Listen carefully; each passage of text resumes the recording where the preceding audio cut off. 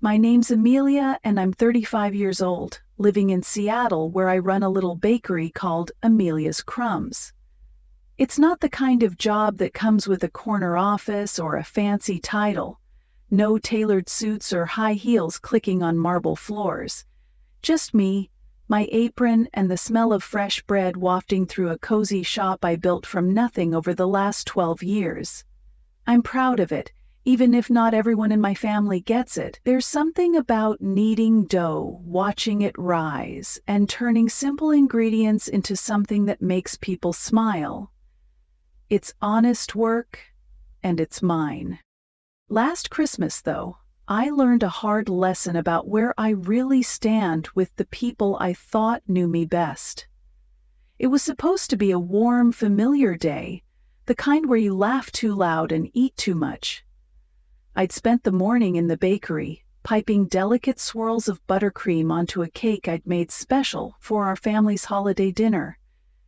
Every year since I was a kid, we'd gather at Mom's house in Tacoma, just a short drive from Seattle. The table would groan under platters of food, and we'd cram into the living room, swapping stories until the candles burned low. I'd never missed a single one, not even when I was working late or scraping by in the early days of the bakery. That morning I was buzzing with excitement, my hands still dusted with flour as I wrapped up the cake. It was a 3-layer vanilla masterpiece, topped with edible gold flakes, something I knew Mom would love to show off. I could already picture her beaming, maybe even pulling me into one of her rare hugs. I locked up the shop early, the Christmas lights twinkling outside, their soft glow reflecting off the frosty windows. The air felt crisp, full of promise, like the whole world was holding its breath for something magical. As I loaded the cake into my car, I thought about my little sister, Sophie. She's 25, 10 years younger than me, and she's been chasing her dream of becoming a fashion designer down in Los Angeles. Sophie's always been the bright spark in our family, bold, creative, the kind of person who walks into a room and makes everyone turn. I've been helping her out for years, ever since she got into art school. Tuition wasn't cheap, and neither was the tiny studio she rents in LA to work on her designs. I didn't mind, though. I'd work extra hours, skip weekends away, even put off buying new equipment for the bakery to make sure she never had to worry about money. I wanted her to have the chance I never got, to build something big and beautiful without looking back. I remember the first time I sent her a check for school. She called me, her voice bubbling over with excitement, saying, "Amelia, you're the best sister ever. I'm going to make you proud, I swear." Those words stuck with me, like a warm ember I carried through the long nights at the bakery. I didn't need her to pay me back or write me thank you notes. I just wanted her to shine, to know I'd always have her back. Maybe that's why I was so excited for that Christmas dinner. Not just for Mom's cooking or the familiar chaos of family, but to see Sophie, hear about her latest designs, and feel like I was part of her world. Driving toward Tacoma, I hummed along to a holiday song on the radio, the cake safe in its box beside me. The sky was turning that deep winter blue, and I felt lighter than I had in months. The bakery was doing okay. I'd given my staff a holiday bonus, and for once, I wasn't rushing to fix a broken oven or fill a last-minute order. I didn't know it then, but that feeling wouldn't last. In a few minutes, everything I thought I knew about family, about love, loyalty, and what it means to give would start to unravel. I was halfway to Tacoma, the radio still playing soft Christmas tunes, when my phone buzzed in the cup holder. I glanced at the screen. Mom. Smiling, I tapped the speaker button, keeping one hand on the wheel. "Hey, Mom," I said, my voice bright.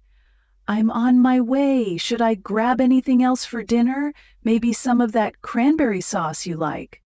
There was a pause, longer than it should have been.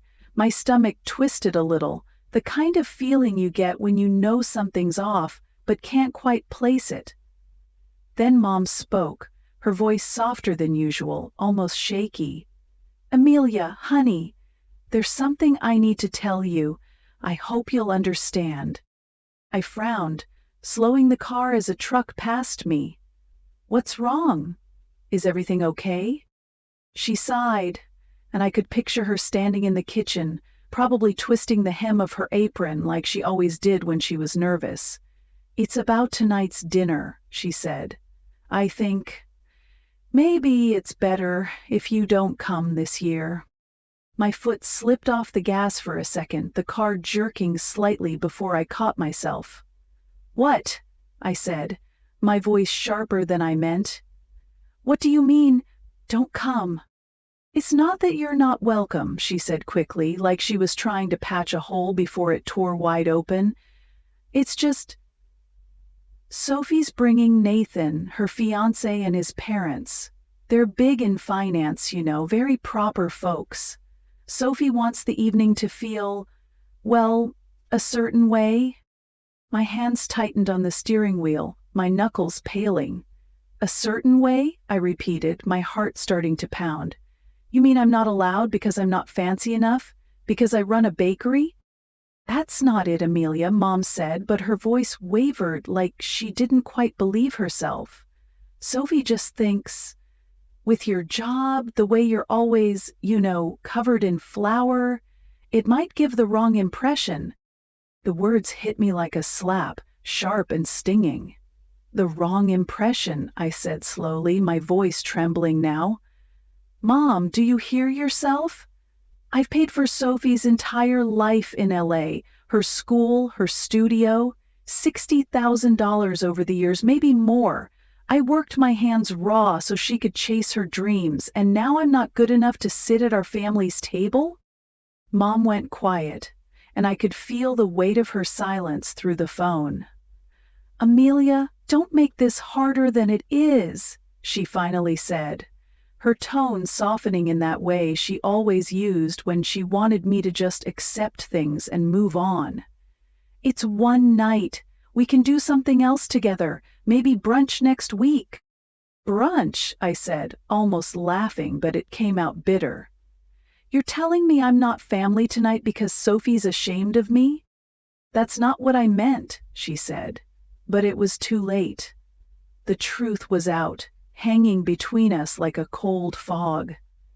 I thought about the cake on the seat beside me, the hours I'd spent perfecting it, the years I'd spent perfecting Sophie's future. My chest ached, like someone had reached in and squeezed my heart until it couldn't beat right. "I have to go," I said, my voice flat.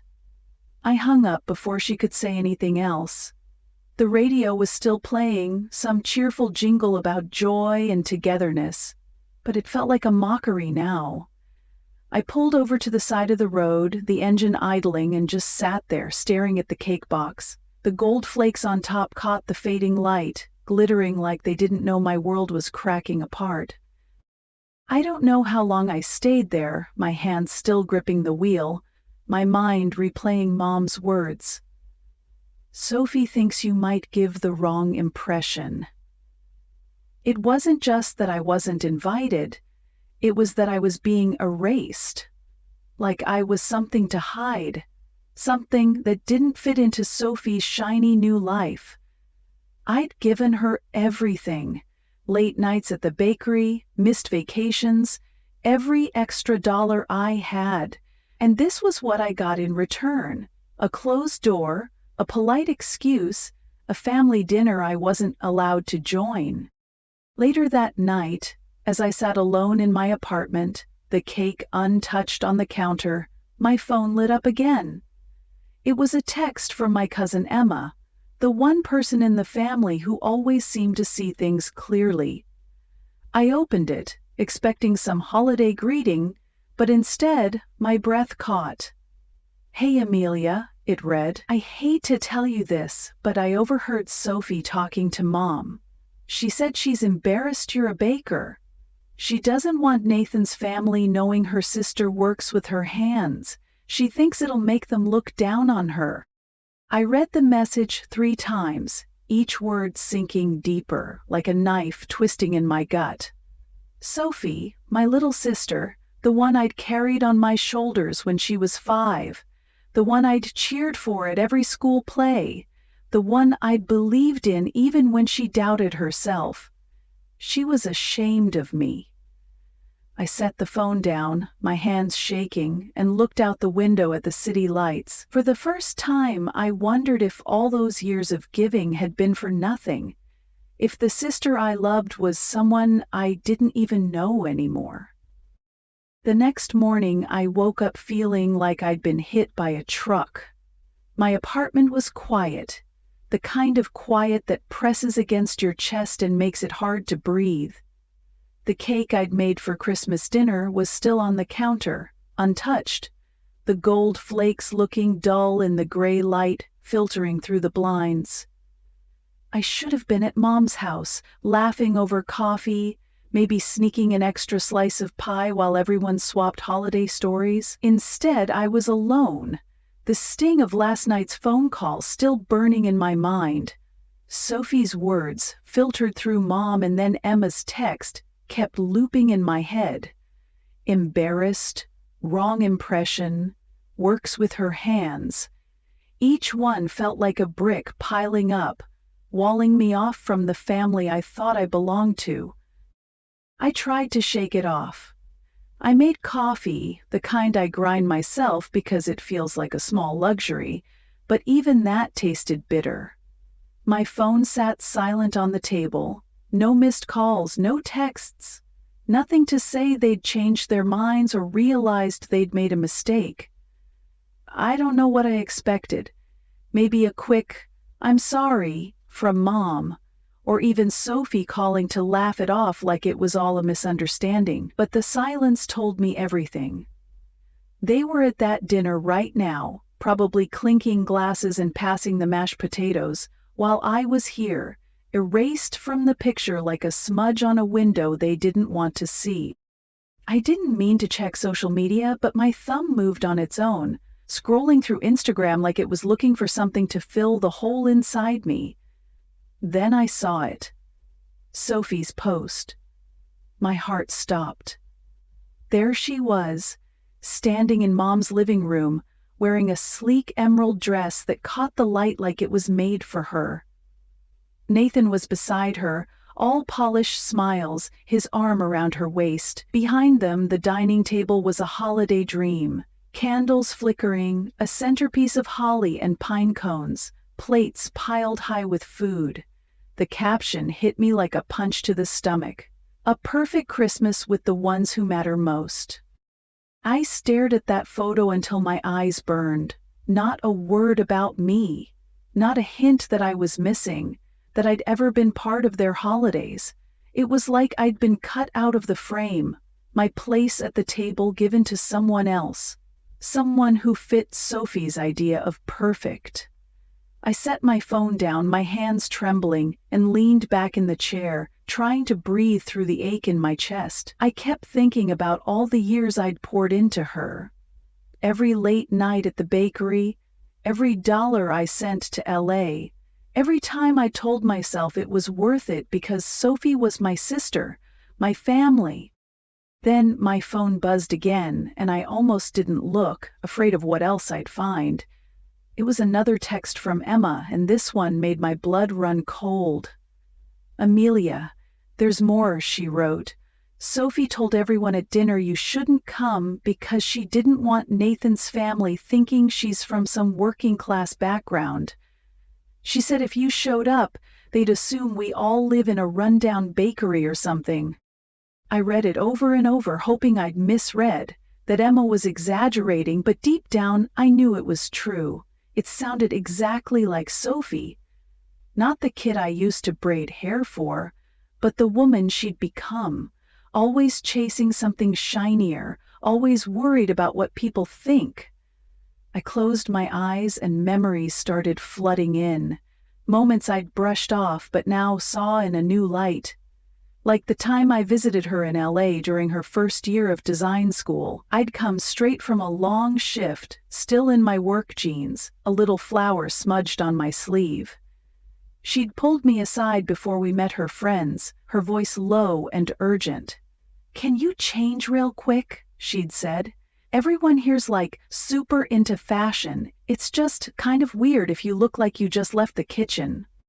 I'd laughed it off then, changed into a clean shirt, told myself she was young, figuring out who she was.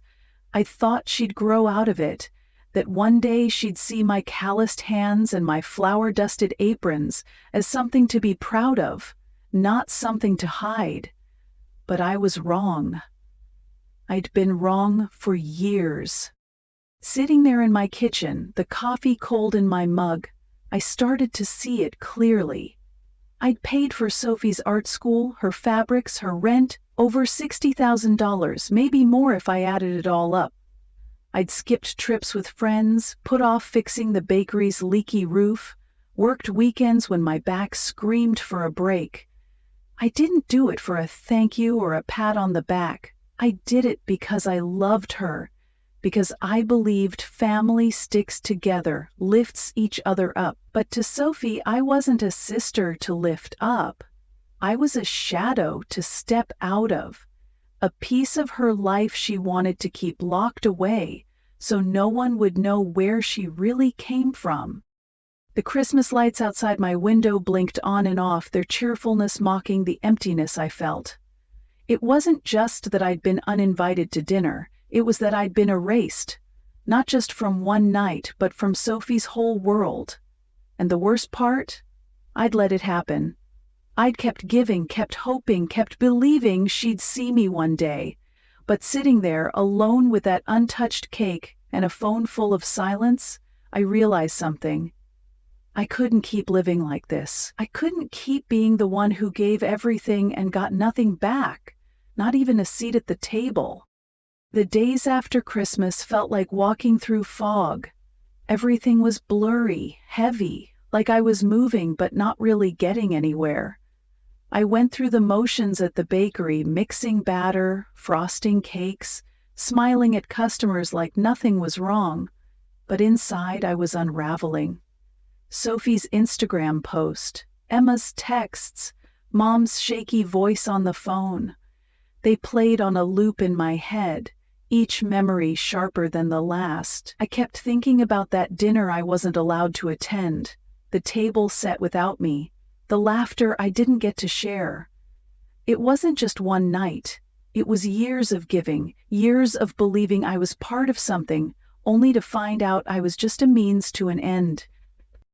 I tried to push it down, to tell myself it didn't matter, but the hurt kept bubbling up.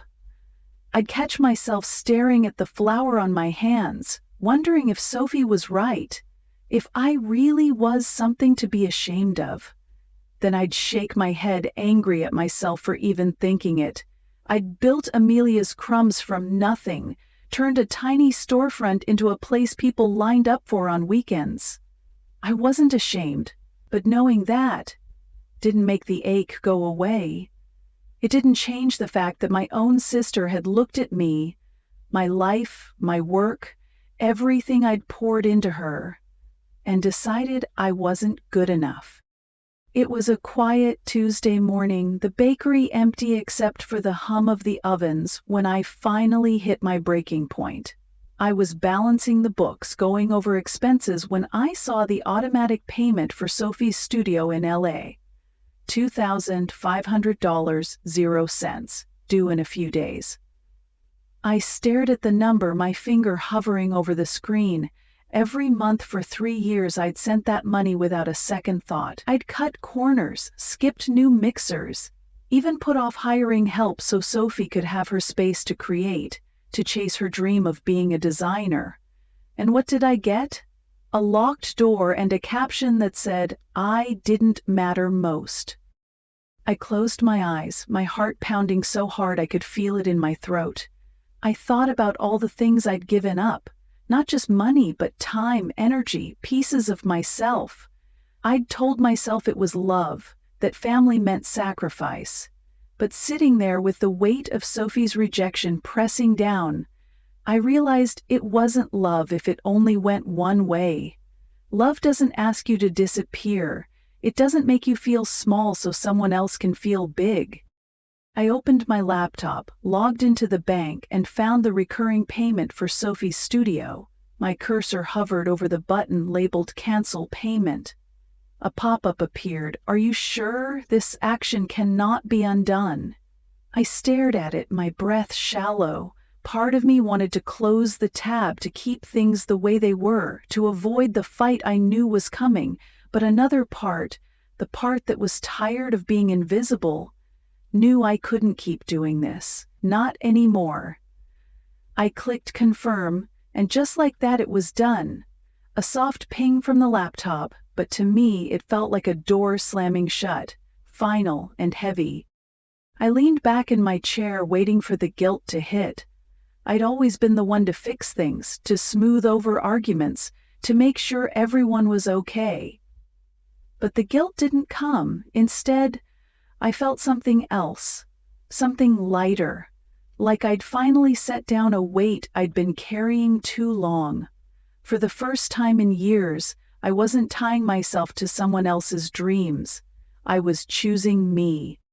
Of course, it didn't take long for the storm to start. Less than a day later, my phone lit up with a call from Mom. I let it go to voicemail, but then Sophie called, and then Mom again. By noon, I had 6 missed calls and a string of texts piling up. Sophie's first message was short. Amelia, what's going on? The studio payment didn't go through. Then another, sharper. Did you do this? Call me now. Mom's texts were softer but just as heavy. Amelia, Sophie's freaking out. You can't just stop helping her like this. She needs you. I didn't answer. Not yet. But when Mom called again that evening, I picked up, my voice steadier than I expected. Amelia, what are you doing? She said, her tone a mix of worry and frustration. Sophie's beside herself. She can't pay for her studio. Do you know what this means for her? I know, I said, keeping my eyes on the road as I drove home from the bakery. And I think it's time she figures out what it means to stand on her own. That's harsh, Mom said, her voice cracking. She's your sister. You promised you'd help her. I laughed, short and bitter. I promised to help my sister, Mom, not someone who shuts me out because my job isn't fancy enough. I'm not her bank account. She went quiet, then tried her usual tactic, softening her voice like she could guilt me into giving in. You're the only one who can fix this, Amelia. Don't turn your back on family. Family doesn't mean using each other, I said, my voice firm. I've given enough. I hung up, my hands steady on the wheel, and for the first time, I didn't second-guess myself. That night I sat in the bakery after closing, the smell of sugar and vanilla still lingering. I started looking at what I could do with the money I'd been sending to Sophie. New ovens, a second location, maybe even a vacation, something I hadn't done in years. It wasn't about punishing her. It was about building something for myself, something no one could take away. I didn't know what would happen next, but I knew one thing. I was done being the one who always gave and never got a seat at the table. The bakery was my refuge in the weeks that followed, a place where I could lose myself in the rhythm of measuring flour and folding dough. But even there, I couldn't escape the fallout from my decision to stop paying for Sophie's studio. My phone became a battleground. Texts from Mom pleading, voicemails from Sophie raging, even a few messages from distant cousins who'd somehow gotten wind of the drama. Amelia, you're breaking her heart, one said. She's your sister, said another, as if I'd forgotten. I didn't reply. I'd said my piece, and for once I wasn't backing down. Still, it wasn't easy. Every time my phone buzzed, my stomach knotted, half expecting an apology, half dreading another fight. Sophie's messages grew more desperate by the day. "You don't get it," she texted one night. "I'm going to lose everything because of you." I read it, my thumb hovering over the keyboard, but I didn't respond. What was there to say? She'd made her choice when she locked me out of Christmas, when she decided I was something to hide. Now she was facing hers, and I wasn't going to carry her anymore. Then came the morning that changed everything. It was a busy Saturday at Amelia's Crumbs, the line stretching out the door with people grabbing cinnamon rolls and birthday cakes. I was in the back, piping roses onto a wedding order, when I heard a commotion up front. Raised voices, sharp and jagged, cut through the usual hum of chatter. I wiped my hands on my apron and stepped out, only to freeze. There was Sophie standing in the middle of the bakery, her hair wild, her eyes red and puffy like she'd been crying for days. Customers stared, some stepping back, others pretending not to notice. "Amelia," she shouted, her voice cracking. "You can't just ruin my life and act like nothing happened." My heart slammed against my ribs, but I kept my face calm, crossing my arms. "Sophie, this isn't the place," I said, low and steady. "You need to leave." She laughed, a sharp, broken sound that made my skin prickle. "Leave? You don't get to tell me what to do. You stopped paying for my studio. Do you know what that means? I'm getting evicted, Amelia. My designs, my career, everything's gone because of you." The shop went quiet, the kind of silence that feels like it's holding its breath. I could feel every eye on us, my staff, the customers, even the kid clutching a cupcake by the counter. I wanted to shrink, to disappear, but I stood my ground. "I didn't ruin your life," I said, my voice firm. "You did that when you decided I wasn't worth a seat at our family's table. I'm not your bank, Sophie. I'm your sister. Or at least, I thought I was."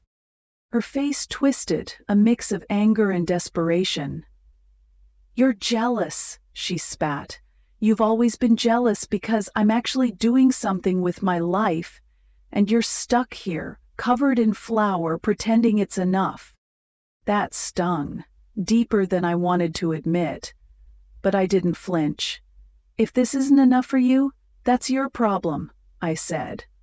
"But you don't get to come into my bakery, my home, and scream at me because you can't face your own choices." One of my bakers, Jenny, stepped forward, her voice gentle but firm. "Ma'am, you need to go, we're working here." Sophie glared at her, then back at me like she was waiting for me to crack, to give in like I always had. But I didn't.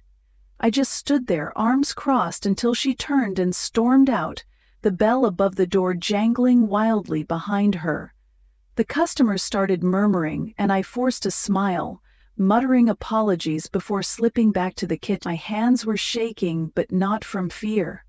For the first time, I felt solid, like I'd finally drawn a line that wouldn't budge. That night I was cleaning up after closing when Emma called. I almost didn't pick up, too raw from the scene with Sophie, but something made me answer. "Amelia," she said, her voice low, like she was afraid someone might overhear. "There's something you need to know. It's about Sophie and it's bad." I leaned against the counter, bracing myself. "What now?" I asked, half expecting another plea to fix things. Emma took a deep breath. "Sophie didn't just tell Nathan's family she was embarrassed about you. She told them she's an only child. She said the money for her studio came from some art patron, not you. Nathan found out the truth when he saw an old bank email from you on her laptop. He called off the engagement because he couldn't trust her anymore." I stood there, the phone pressed to my ear, my mind struggling to catch up. An only child. The words felt like a blade, slicing through every memory I had of Sophie, of us.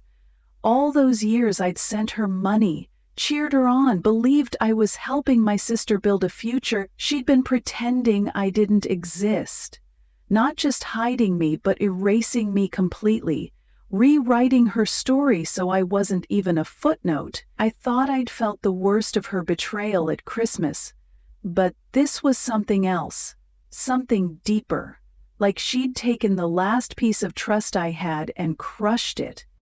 "How long?" I asked, my voice barely above a whisper. "Almost 2 years," Emma said, hesitating. "Nathan told his mom he felt like he'd been dating a stranger. He said if Sophie could lie about something like that, what else was she hiding?" I hung up, my hands cold, my heart racing. I looked around the bakery, at the racks of cooling bread, the jars of sprinkles lined up like little promises. This was my world, the one I'd built, the one Sophie had called not enough. And yet, she'd taken everything I gave her, every dollar, every sacrifice, and turned it into a lie to make herself look better. The fallout came fast. Emma texted me later that week saying Sophie had lost a big design contract because she couldn't pay her studio rent. She'd moved back to Tacoma, crashing at Mom's house, her dreams unraveling as fast as she'd tried to unravel mine.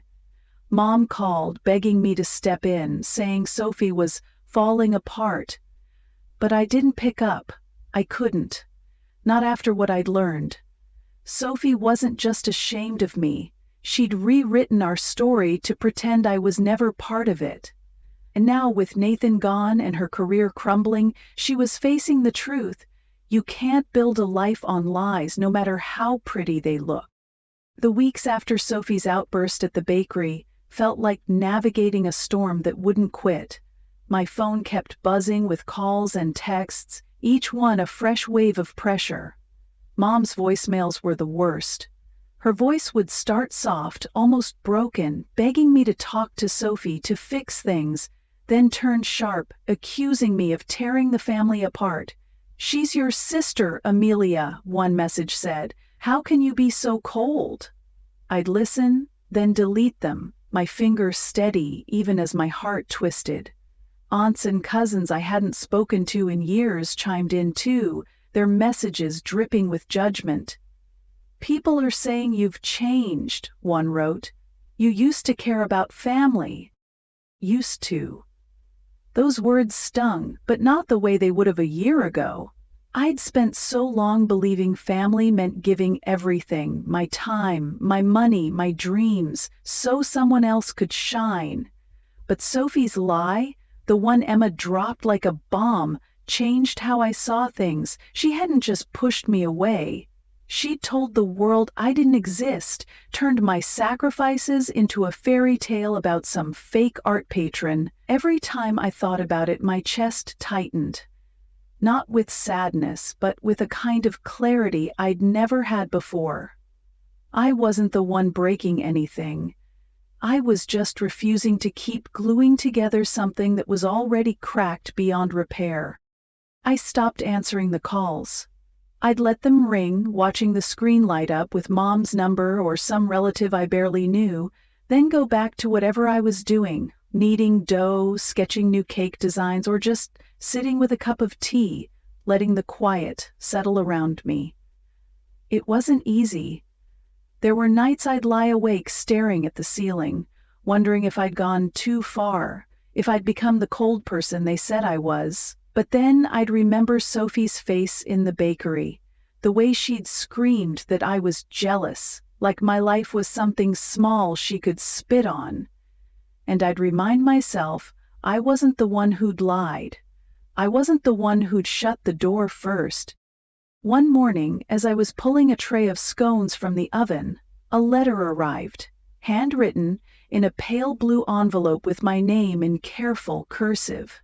It was from my Aunt Eleanor, Mom's older sister, who lived a couple hours away in Olympia. I hadn't seen her in months, not since last Easter when we'd swapped recipes over coffee. I opened it, expecting another plea to make things right, but instead, I found something that made my breath catch. "Dear Amelia," she wrote, her words slanting across the page like a warm hug. I've heard what's been going on, and I won't pretend to know all the details. But I know this. You've done something most people spend their lives too afraid to try. You chose yourself. You set a boundary, and that takes a kind of courage I wish I'd had when I was your age. Don't let anyone make you feel small for protecting your heart. I'm proud of you, not for what you've given, but for what you're building now. For you. I read it 3 times, my eyes blurring by the end.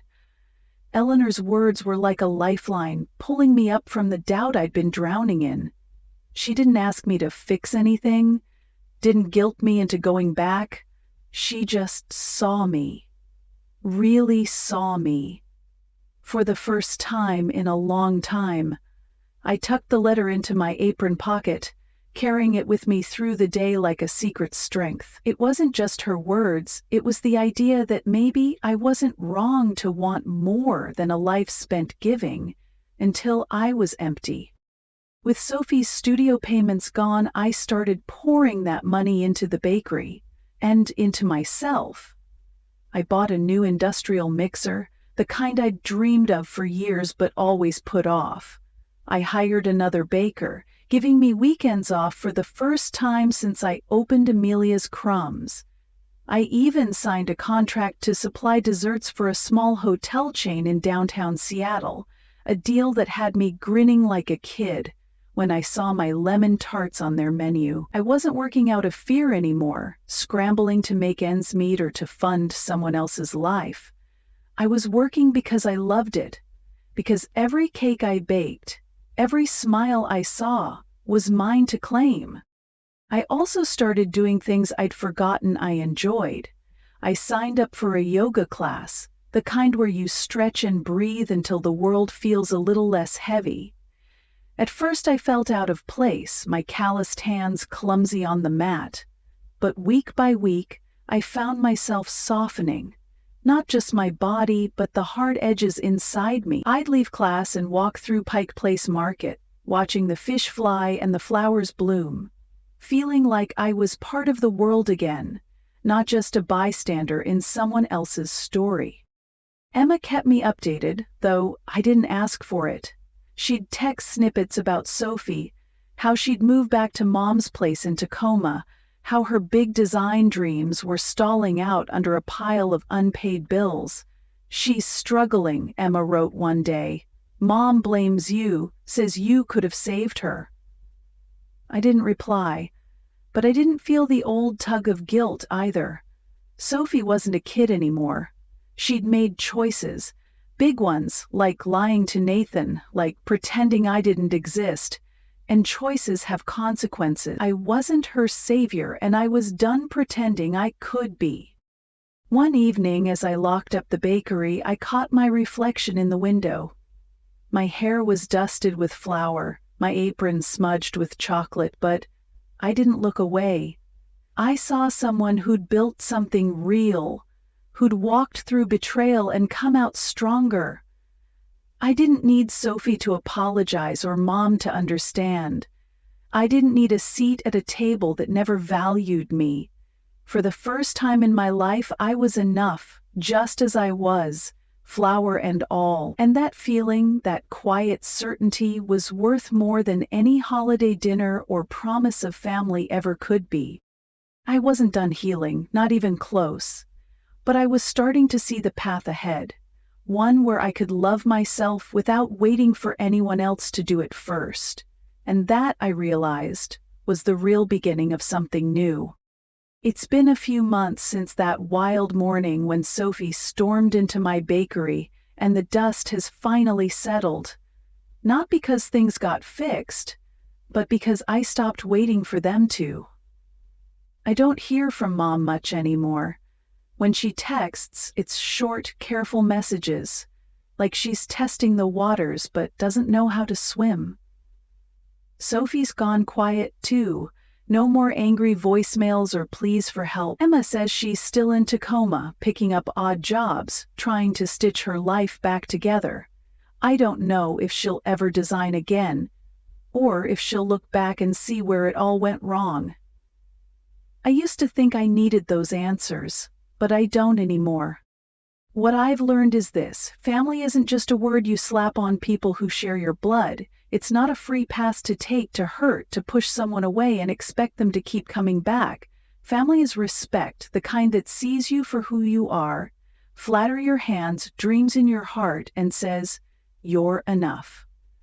I spent years believing if I gave enough, loved enough, I'd earn that respect. But love doesn't work like a transaction, and it shouldn't leave you feeling like you're begging for a place in your own life. I'm not angry at Sophie, not really. I don't wish her pain or failure. I just wish she'd seen me the way I saw her all those years. And Mom, I hope one day she'll understand why I had to step back, why I couldn't keep being the one who fixed everything while my own heart broke.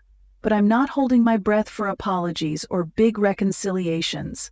I'm too busy living, building a life where I don't need permission to be myself. Amelia's Crumbs is thriving now with new recipes and customers who feel like friends. I'm learning to breathe easier, to laugh louder, to love the woman I see in the mirror, not because she gives, but because she's whole. If you're out there pouring yourself into someone who only takes, feeling like you're never enough, hear this. Choosing yourself isn't selfish, it's courage. It's saying you deserve a seat at the table, even if you have to set it for you. You're not here to be anyone's shadow. You're here to shine, just as you are. And that's a truth worth holding on to, no matter who tries to tell you otherwise.